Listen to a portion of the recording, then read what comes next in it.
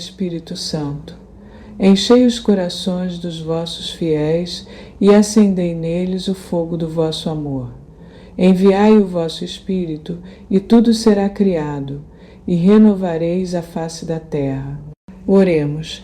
Deus, que instruístes os corações dos vossos fiéis com a luz do Espírito Santo, fazei que apreciemos retamente todas as coisas segundo o mesmo Espírito e gozemos sempre da sua consolação. Por Cristo, Senhor nosso. Amém. Tendo estudado os artigos do nosso credo, onde afirmamos a nossa fé, e visto os princípios éticos que regem o nosso agir em Cristo, veremos agora a oração na vida cristã. A oração é uma forma importante no seguimento a Jesus, aprendendo com Ele a vivenciar na prática nossa relação com Deus, através da oração do Pai Nosso, da Ave Maria e das mais diversas formas de oração. A oração é um ato religioso que visa ativar uma conversa, um pedido, um agradecimento, uma manifestação de reconhecimento ou ainda um ato de louvor diante de Deus. É uma elevação da alma a Deus. A humildade é o fundamento da oração. É a disposição para receber o dom da oração ou o pedido a Deus dos bens convenientes. Ouçamos em Lucas, capítulo 18, versículos de 10 a 14, como o próprio Jesus enaltece a oração humilde do cobrador de impostos. Subiram 2 homens ao templo para orar. Um era fariseu, o outro publicano. O fariseu, em pé, orava no seu interior desta forma: Graças te dou, ó Deus, que não sou como os demais homens, ladrões, injustos e adúlteros, nem como o publicano que está ali. Jejuo 2 vezes na semana e pago o dízimo de todos os meus lucros. O publicano, porém, mantendo-se à distância, não ousava sequer levantar os olhos ao céu, mas batia no peito, dizendo: Ó Deus, tem piedade de mim, que sou pecador. Digo-vos, este voltou para casa justificado, e não o outro. Pois todo o que se exaltar será humilhado, e quem se humilhar será exaltado. A nossa oração é sempre resposta de fé à promessa gratuita do Senhor de salvação. As orações cristãs são as que se leem nas Escrituras e, atualizadas em formulações novas, exprimem o mistério de Cristo, atuando na vida das pessoas, nos sacramentos e na missão da Igreja. A oração é uma característica da Igreja e dos cristãos desde os tempos originais do cristianismo. Ouçamos Atos dos Apóstolos, no capítulo 2, versículo 42. Perseveravam eles na doutrina dos apóstolos, nas reuniões em comum, na fração do pão e nas orações. São várias as maneiras de rezar. A oração de bênção é o encontro do dom de Deus e da acolhida do homem. A oração de adoração exalta a grandeza do Senhor, que nos criou, e a sua onipotência, que nos livra do mal. A oração de súplica ou de pedido, em sua forma habitual, é a mais espontânea. É uma oração aprovada por Deus, que em Jesus pediu que fizéssemos nossos pedidos, como está em Mateus capítulo 7, versículo 7. Pedi, e se vos dará. Buscai, e achareis. Batei, e vos será aberto. Na oração de intercessão, aquele que ora não procura os próprios interesses, mas pensa, sobretudo, no outro. É próprio da pessoa que está em consonância com a misericórdia de Deus. Por oração de ação de graças, Toda alegria, acontecimentos e necessidades podem ser matéria de ação de graças a Cristo. Podemos ver que as cartas de São Paulo sempre começam e terminam em ação de graças, manifestando gratidão por tudo que lhe aconteceu, como está em 1 Tessalonicenses, capítulo 5, versículo 18.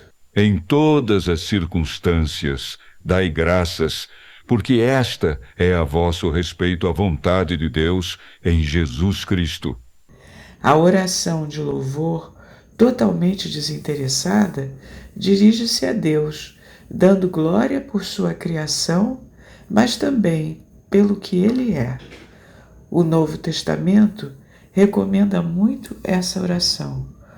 Ouçamos Efésios, em seu capítulo 5, versículo 19. Recitai entre vós salmos, hinos e cânticos espirituais.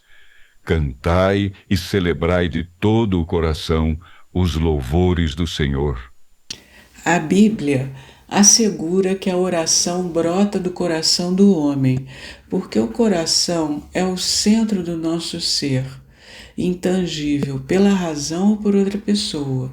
Só o Espírito de Deus pode sondá-lo e conhecê-lo. A oração verdadeira vem carregada de sentimentos e emoções no relacionamento dos filhos de Deus com o Pai, Jesus Cristo e o Espírito Santo. À medida que Deus se revela e revela o homem a si mesmo, a oração aparece como um recíproco apelo de aliança. A oração está presente desde a criação, como um elo sagrado entre a humanidade e o divino, acompanhando cada etapa da história e revelando a busca constante do ser humano por conexão com Deus. É interessante observar que todos os homens que aparecem nos primeiros capítulos do livro de Gênesis são convidados à oração, isto é, a um diálogo espontâneo com Deus. Entretanto, foi a partir de Abraão que a oração nos foi revelada no Antigo Testamento. A escuta do coração que se decide por Deus é essencial à oração. Em Abraão, isto está muito claro. Era um homem em silêncio que em cada etapa constrói um altar ao Senhor. O que se percebe é o seu coração perfeitamente sincronizado com o seu Senhor. Mesmo convidado a sacrificar seu filho, ele não esmorece e acredita que Deus proverá um cordeiro para o sacrifício, como de fato aconteceu. Moisés, também no contexto do Êxodo, aparece como uma figura de um mediador. Com a oração de intercessão, ele conversa longamente com o Senhor, subindo a montanha para ouvi-lo e implorar pelo seu povo. Os Salmos são uma verdadeira obra-prima de oração no Antigo Testamento. Exprimem a oração do povo judeu como assembleia, por ocasião das grandes festas nas sinagogas de Jerusalém. Recordam os acontecimentos salvíficos do passado e se estendem até a consumação da história. Nos Salmos, o povo de Israel recorda as promessas de Deus já realizadas e aguardam o Messias, que as realizará definitivamente. Assim, em todo o Antigo Testamento, a oração do povo de Deus floresceu. Ouçamos o Salmo 130, 129, versículos de 1 a 8. Cântico das peregrinações. Do fundo do abismo, clamo a vós, Senhor. Senhor, ouvi minha oração. Que vossos ouvidos estejam atentos à voz de minha súplica. Se tiverdes em conta nossos pecados, Senhor, Senhor, quem poderá subsistir diante de vós? Mas em vós se encontra o perdão dos pecados, para que, reverentes, vos sirvamos. Ponho a minha esperança no Senhor. Minha alma tem confiança em sua palavra. Minha alma espera pelo Senhor, mais ansiosa do que os vigias pela manhã. Mais do que os vigias que aguardam a manhã, espere Israel pelo Senhor, porque junto ao Senhor se acha a misericórdia. Encontra-se nele copiosa redenção. E ele mesmo há de remir Israel de todas as suas iniquidades. Nós vamos realmente entender a oração na medida em que nós nos aproximarmos de Jesus Cristo, a Palavra de Deus. É preciso nos aproximar dele devagar, contemplá-lo na oração, ouvir o que ele tem a nos dizer e como nos ensina a orar, para finalmente compreender como ele atende à nossa oração. Nos primeiros capítulos do Evangelho de São Lucas, fica claro que Jesus precisou aprender a rezar como a sua mãe. Aprendeu também na sinagoga de Nazaré e no templo. Mas sua oração brotava de seu relacionamento direto com o Pai. E antes de todos os momentos importantes de sua vida, Jesus entra em diálogo com o Pai. Foi assim antes do batismo, antes da escolha dos apóstolos, da confissão de Pedro, da sua transfiguração e da sua paixão e morte. Jesus estava sempre em oração ou até mesmo passando a noite em oração. Foi a partir do exemplo dado por Jesus que os apóstolos sentiram vontade de aprender a rezar e fizeram um pedido explícito. Ouçamos Lucas, capítulo 11, versículo 1. Um dia, num certo lugar, estava Jesus a rezar. Terminando a oração, disse-lhe um de seus discípulos: Senhor, ensina-nos a rezar, como também João ensinou a seus discípulos. Afora a oração do Pai Nosso, no Novo Testamento, encontramos outras passagens em que Jesus ora em forma de louvor e gratidão ao Pai. Mas o seu modelo perfeito de oração consistia na sua condição filial, feita muitas vezes na solidão, numa adesão à vontade do Pai. Ouçamos Lucas, capítulo 22, versículos de 40 a 41. Ao chegar àquele lugar, disse-lhes: Orai para que não caiais em tentação. Depois se afastou deles à distância de um tiro de pedra e, ajoelhando-se, orava. No Sermão da Montanha, Jesus dá as principais orientações sobre a oração. Insiste na conversão do coração, na reconciliação com os irmãos, na necessidade de orar ao Pai em segredo e na busca do reino de Deus. Ouçamos Mateus, no capítulo 5, versículos de 1 a 7. Vendo aquelas multidões, Jesus subiu a montanha. Sentou-se e seus discípulos aproximaram-se dele. Então, abriu a boca e lhes ensinava, dizendo: Bem-aventurados os que têm um coração de pobre, porque deles é o reino dos céus. Bem-aventurados os que choram, porque serão consolados. Bem-aventurados os mansos, porque possuirão a terra. Bem-aventurados os que têm fome e sede de justiça, porque serão saciados. Bem-aventurados os misericordiosos, porque alcançarão misericórdia. Num contexto mais amplo do Novo Testamento, percebe-se que a oração consiste em fazer a vontade do Pai, em guardar sua palavra e seus mandamentos. Ouçamos Mateus, em seu capítulo 7, versículos de 21 a 23.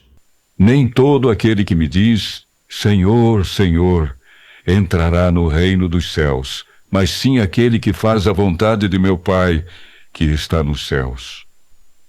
Muitos me dirão naquele dia: Senhor, Senhor, não pregamos nós em vosso nome? E não foi em vosso nome que expulsamos os demônios e fizemos muitos milagres? E, no entanto, eu lhes direi: nunca vos conheci. Retirai-vos de mim, operários maus. Além disso, Jesus nos prometeu o outro Paráclito, o Espírito Santo. No Espírito Santo, a oração cristã torna-se comunhão com o Pai e Cristo Jesus. Isso foi levado a sério em nossas orações litúrgicas e nas diferentes orações apresentadas na missa. E assim, em silêncio respeitoso, em nossas orações, pedimos ao Pai, por Jesus Cristo, vosso Filho, na unidade do Espírito Santo. A oração de Maria não consiste em muitas palavras e longas preces, mas no gesto concreto de se colocar inteiramente à disposição de Deus, como está no Evangelho de Lucas, capítulo 1, versículo 38. Então disse Maria: Eis aqui a serva do Senhor. Faça-se em mim segundo a tua palavra. E o anjo afastou-se dela. Entretanto, o Evangelho também nos revela como Maria ora e intercede na fé. Em Caná, a mãe de Jesus pede ao seu filho pelas necessidades de um banquete de núpcias. No Calvário, ao pé da cruz, é apresentada como a mãe de todos os homens. Portanto, em condições de continuar intercedendo em favor daqueles que passam a ser seus filhos. A grande oração de Maria é aquela proferida junto a Isabel, que louva o Senhor por ter lhe enviado a mãe do Salvador. Ela então responde com o Magnificat, assim conhecido pelas palavras: minha alma engrandece o Senhor. Trata-se de um cântico de ação de graças pela obra extraordinária que Deus estava fazendo através de Maria, escolhida para ser a mãe do Salvador, cumprindo a promessa em favor de Abraão e de sua descendência para sempre. É o canto dos humildes e dos pobres que estão sendo atendidos neste projeto do Pai. Ouçamos Lucas, capítulo 1, versículos de 46 a 55. E Maria disse: minha alma glorifica ao Senhor, meu espírito exulta de alegria em Deus, meu Salvador, porque olhou para sua pobre serva. Por isso, desde agora, me proclamarão bem-aventurada todas as gerações, porque realizou em mim maravilhas aquele que é poderoso e cujo nome é santo.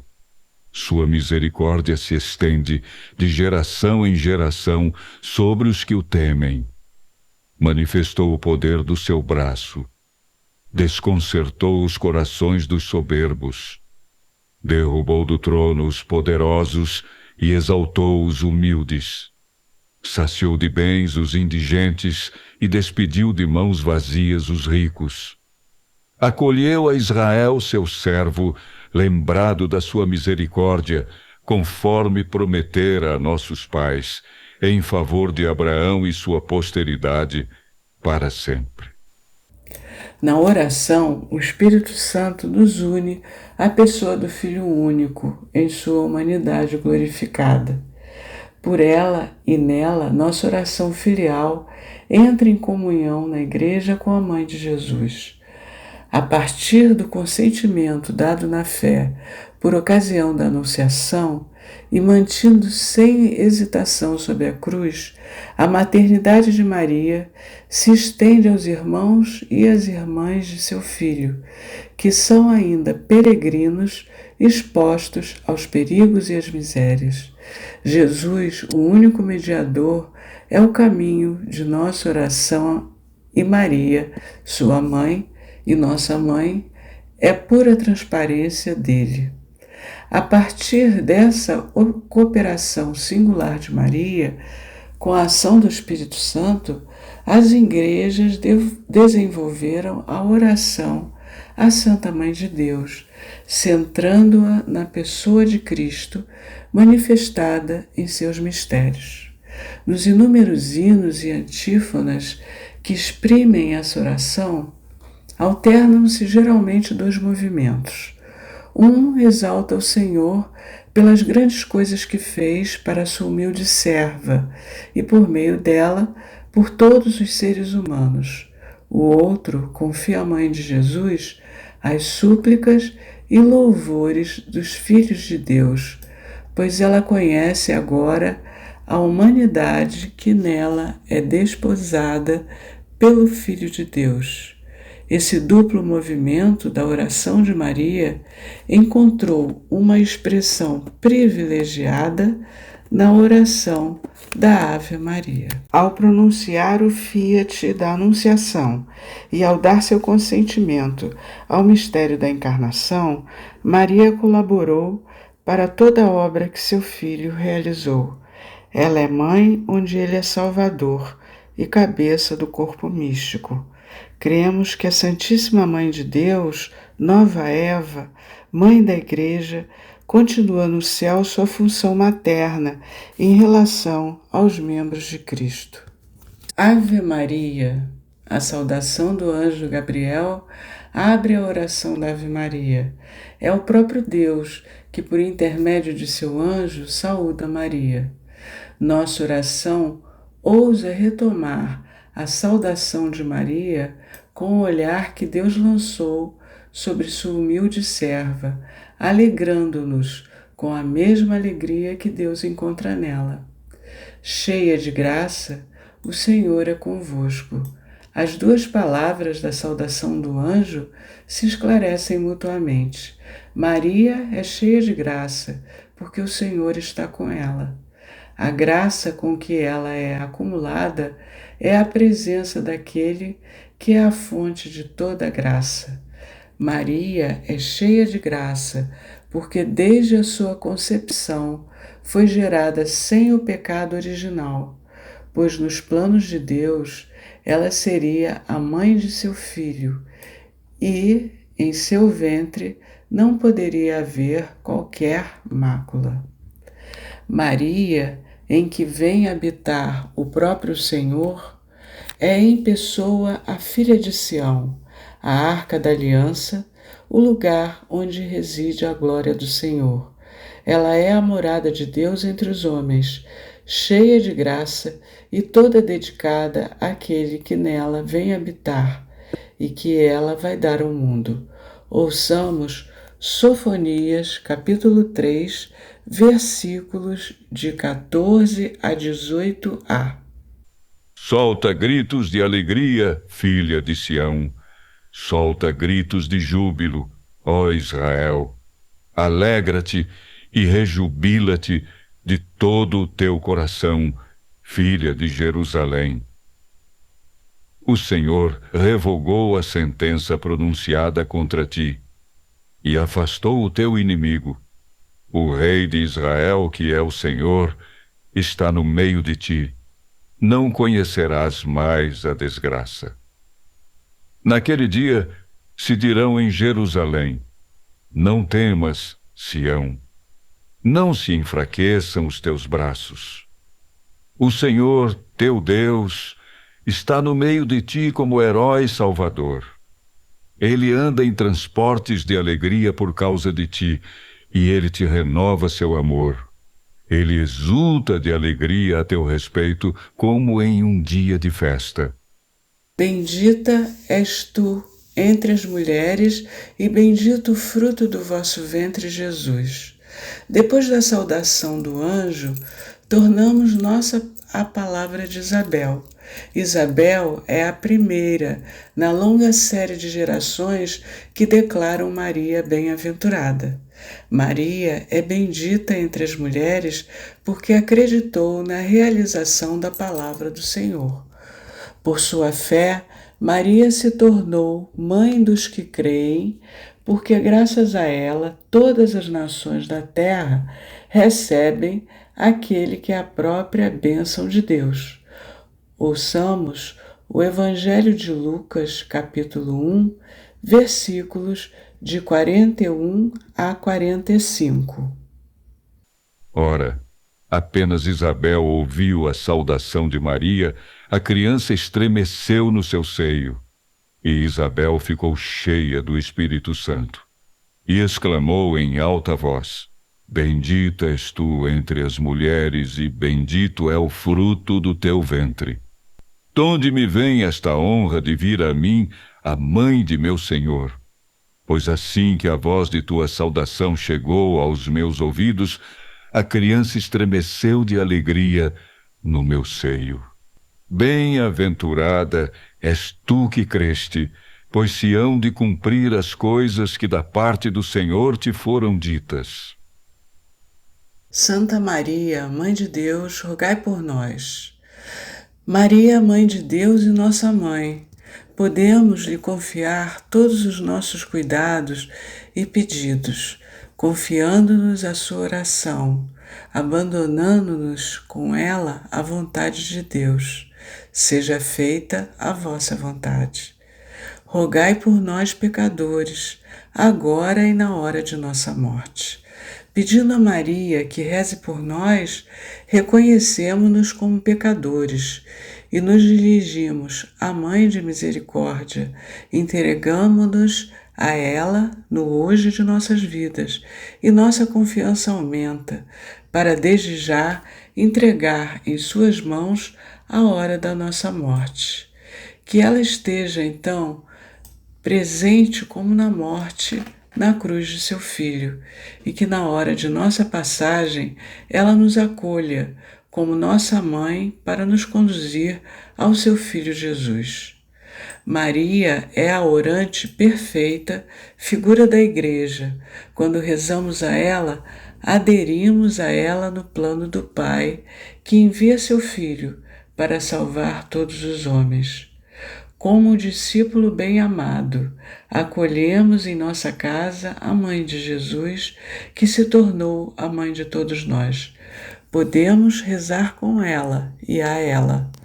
A oração da Igreja é acompanhada pela oração de Maria, que lhe está unida na esperança. A piedade medieval do Ocidente desenvolveu a oração do Rosário como alternativa popular da oração das horas.